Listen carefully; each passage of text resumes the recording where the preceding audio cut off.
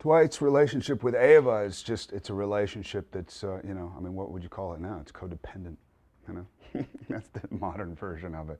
You know, he can't seem to let her go, and it's whether she's around or not, there's always this kind of, you know, alien living. It's like Alien, when the alien pops out of the chest, you know, it's always living inside him. You know, once that thing was bred, it just grew and grew and grew.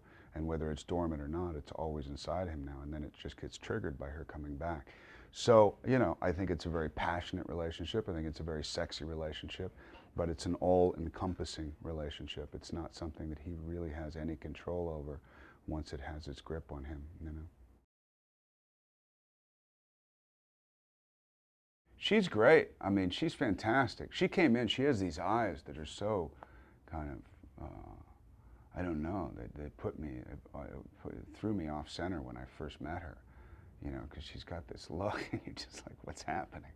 And then you see it on screen, especially with the, you know, kind of default setup that Robert has. So you get to see the black and white, you get to see the heavy contrast and the crushed blacks. And so Ava's hair is very dark, but it's crushed black in these monitors. Her eyes just pop like crazy.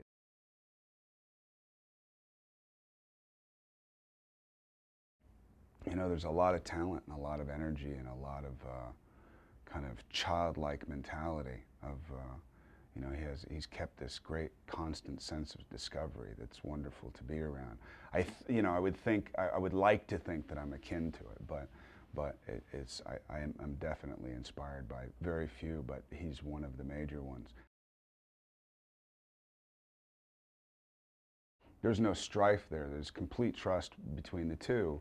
So, you know, I may do something that Frank, you know, thinks can be more, I don't know, more specified, and he'll come up and he'll say, I think you should do this, or what do you think about this? And, you know, so yeah, it's truly co-directed. He lived these characters. He told me that that's what he would do. He'd be in his apartment drawing these people, getting up and feeling what these characters were going through. You know, that he'd find himself talking to himself at times, or if there was a depression that the character was going through, he'd find himself severely depressed and forgetting that it was because of what he was doing. So it wasn't that he was manifesting something out of his depression. The characters came first, and then he would be reacting as if he was the characters.